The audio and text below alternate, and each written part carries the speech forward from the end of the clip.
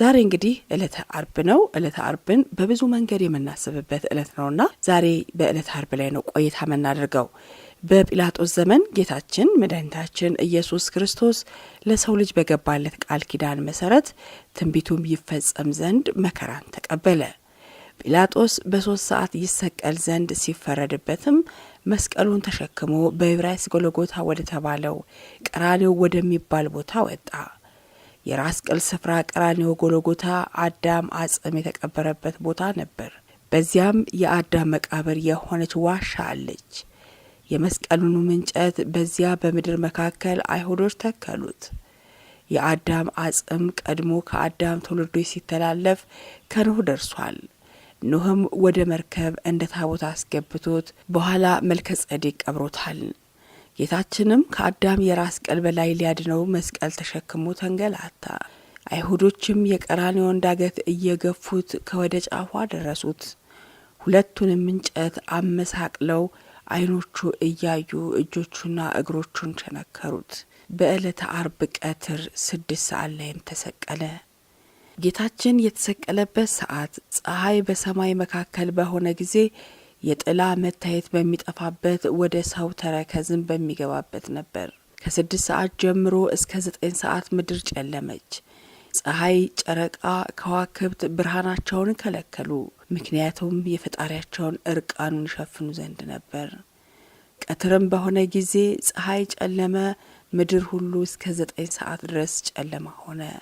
በ9 ሰዓት በቀኝ የተሰቀለው ወንበዴ ስለ ጌታችን በሰማይ 3 በምድር 4 ተአምራትን ሲያደርጉ አይቶ በእውነት አምላክ እንደሆነ አመነ። አቤቱ በመንግስትህ በመጣህ ጊዜ አስበኝ ባለ ጊዜ በግራ የተሰቀለው ዳካርስ ግን እስቲ አምላክ ከሆነ ራሱን ያድን ብሎ ተዘባበተ። ፈያታዊ ዘየማን ግን እኛስ በበደላችን የተሰቀልን እርሱ ግን ምንም ሳይበድል ነው፣ እንዴት በአምላክ ላይ ክፉ ነገርን ትናገራለህ ብሎ ገሰጸው። ፈያታዊ ዘየማንም ጌታችን በጌትነት መንበረ ጸባው ወይም ደግሞ መንግስት ሆኖ ታየው። እርሱንም አይቶ ተዘከረኒ እግዚኦ በውስተ መንግስት ቢለው ጌታችን ዮም ተሄሎ ምስሌየ ውስተ ገነት ብሎ ደመ ማህተሙን ሰጥቶታል። በኋላም ገነት ሲገባ መልአኩ አንተ ማነህ? አዳም ነህ? አብርሃም ወይንስ ይስሐቅ እያለ ጠይቆታል። መልአኩ ሳያውቅ የተጠየቀውን አይደለም። እንኳን በመጨረሻ የጸደቀ ፍትሃዊ ቀርቶ በዘመናቸው የኖሩ ጻድቃንን ያውቃል። አዳምን፣ አብርሃምን፣ ይስሐቅን ሳያውቅ ቀርቶ አይደለም። ነገር ግን ሊቃውን ሲተረጉሙት አዳም ነህ ማለቱ የአዳምን ያህል ስራ አለህን? አብርሃም ነህ ሲለው ደግሞ የአብርሃምን ያህል ስራ አለህን ማለት ነው። በጌታችን በኢየሱስ ክርስቶስ መስቀል አጠገብ እናቱ፣ የእናቱ እህት፣ የቀሌዮጳ ሚስት ማርያም መግደላዊት ማርያም ቆመው ነበር። እነርሱም ማርያም መግደላዊት፣ የታናሹ ያዕቆብ እና የዮሳ እናት ማርያም፣ የዘብዴዎስም የልጆቹ እናት ሰሎሜም ነበሩ። ጌታችን ኢየሱስ ክርስቶስ በመስቀል ላይ ከተናገራቸው የአደራ ቃላት አንዱ እመቤታችን ለቅዱስ ዮሐንስ መሰጠቷ ነው። ለወዳጇ ዮሐንስ ከስጦታ ሁሉ ስጦታ የሆነች እናቱን እናት ትሁንህ ብሎ ሰጠው። እነኋት እናትህ፣ እነሆ ልጅሽ ዮሐንስ 19 ላይ እንደተቀመጠው።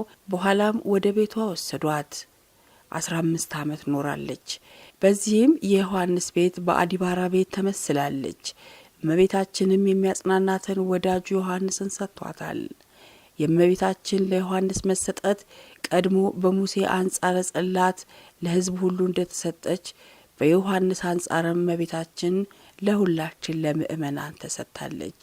9 ሰዓት በሆነ ጊዜ ጌታችን ኢየሱስ ክርስቶስ ኤሎሄ ኤሎሄ ላማ ሰበቅታኒ፣ አምላኬ አምላኬ ለምን ተውኸኝ ብሎ በታላቅ ቃል ተናገረ። በዚያም ቆመው የነበሩት አምላኬ አምላኬ ለምን ተውከኝ የሚለውን ድምፅ የሰሙ ኤልያስን ይጣራል እያሉ አሙት። ክህደትንም ተናገሩ። ያን ጊዜ እንደ ወታደር ሮጦ ሆምጣጤ የሞላበት ዕቃ ተቀምጦ ነበርና በሰፍነግ ሞልቶ በሂዞ ጽም አድርጎ በአፉ ውስጥ ጨመረለት። በመስቀል ላይ ስለ ጌታችን ኢየሱስም በታላቅ ድምፅ ሁሉ ተፈጸመ አለ። ቅድስት ነፍሱን ከቅድስት ሥጋው በፈቃዱ ለየ። አይሁድም እነዚህ ሰዎች እንደተሰቀሉ አይደሩ፣ ምክንያቱም ቀጣዩ ቀን ሰንበት ነውና ጭናቸውን ሰብረው ያዋርዷቸው ዘንድ ጲላጦስንም ጠየቁት። እርሱም ፈቀደላቸው። ሁለቱ ወንበዴዎችንም አብረው አወረዷቸው። ከጌታችን ዘንድ ቢቀርቡ ፈጽሞ ሞቶ አገኙት። በዚህም ጭኑን ሳይቀብሩት ቀሩ። ሌላው ግን የተመሰለው ምሳሌ ፍጻሜ ሲያገኝ ነው። የፋሲካውን በግ አጥንቱን ከእርሱ አትስበሩ የተባለው አሁን ተፈጸመ። በዘጸአት 12 ላይ እንደተቀመጠው ማለት ነው።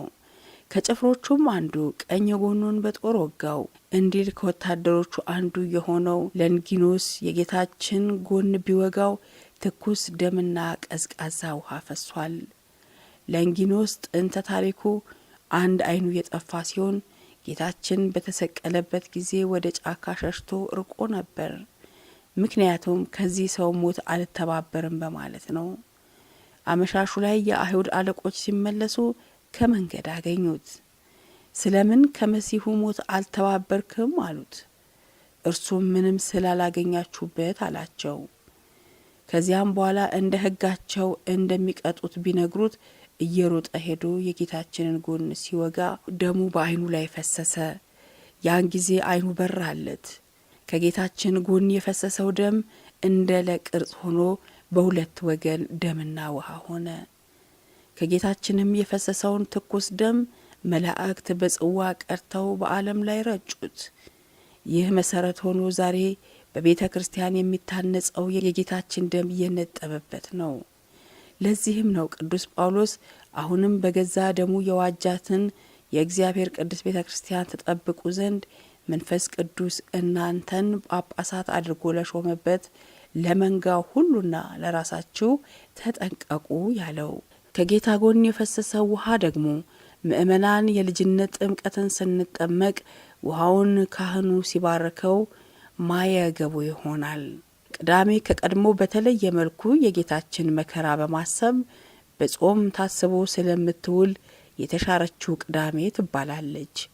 ይህ ቅዳሜ ጌታችን ስጋውን በመቃብር የዋለበት በመሆኑ እኛም እንደ ሐዋርያት የትንሣኤውን ብርሃን ሳናይ እህል አንቀምስም በማለት በጾም ስለምናሳልፈው ነው። ቄጤማውና ምእመኑ እስከ ትንሣኤው ሌሊት በራሳቸው ላይ ያስሩታል። የቄጤማው አመጣጥና ምስጢርም ከአባታችን ከኖህ ታሪክ ጋር የተያያዘ ነው። ምድር በጥፋት ውሃ በጠፋችበት ወቅት የኖህ ታማኝ መልእክተኛ እርግብ የውሃውን መጉደል ያበሰረችው ቄጤማ ይዛ በመግባት ነው። ዛሬም ለሐዲስ ኪዳን ክርስቲያኖች ኃጢአት ጠፋ፣ በክርስቶስ ሞትና ትንሣኤ ነጻነት ተሰበከና ታወጀ በማለት ካህናቱ ቄጤማ ይዘው ምእመናኑን ያበስሩታል። በዚች ቅድስት ቅዳሜ ቅዱስ የሆነ እግዚአብሔር በጥንተ ተፈጥሮ ፍጥረታትን አከናውኖ ከፈጠረ በኋላ በዚች ዕለት ከስራ ሁሉ ያረፈባት ዕለት ናት። ጌታችን የተቀበረበትም ስፍራ ለተሰቀለበት ቦታ አቅራቢያ ነበር። ዮሴፍ ከኒቆዲሞስ ጋር ሆኖ ጌታችን እንደ ፍጥሩ በሐዘንና በለቅሶ ሲገንዙት የጌታችን ዓይኖች ተገለጡ። እንደ ፍጡር ትገንዙኛላችሁን?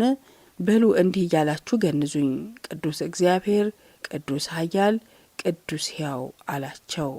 እናም በመስቀል የተሰቀለው የክብር ባለቤት ሰማይን የፈጠረ ነውና በሰማይ ከላይ የተጠቀሱት ተአምራት ሲደረጉ በምድር ደግሞ 4 ተአምራት ተፈጥረዋል። የቤተ መቅደሱ መጋረጃ ከላይ እስከታች ለሁለት ተቀዷል። ምድር ተናውጧል። አለቶች ተሰነጣጥቀዋል። መቃብራትም ተከፍተዋል። እነዚህ በምድር ላይ የተከናወኑ 4 ዋና ዋና ክስተቶች ነበሩ። የተከበራችሁ የቻናላችን ቤተሰቦች ዕለቱ የሰላም የፍቅርና የጤና እንዲሆንላችሁ ተመኘን። በያላችሁበት መልካም ጊዜ እንዲሆንላችሁ ተመኘን።